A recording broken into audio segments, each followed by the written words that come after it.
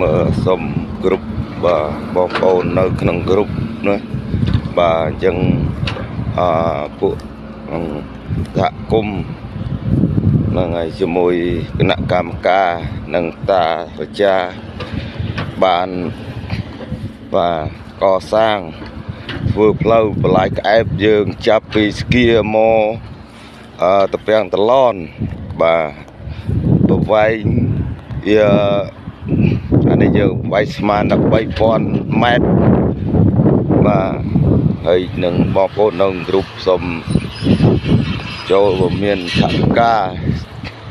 បាទ 10000 ក្តី 20000 ក្តីជួយបាទជួយគ្នាហ្នឹងហើយអានេះបើយើងមិនធ្វើទេវាអត់មានផ្លូវវាពិបាកបនណាហ្នឹងហើយដល់ដល់ពេលដឹកដៀវទៅវាពិបាកហើយចឹងបើយើងមិនធ្វើវានៅតែខូចខាតចឹងហើយយើងជួសជុលបាទ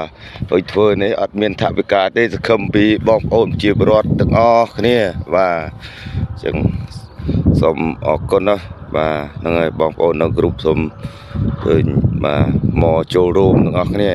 បាទអរគុណ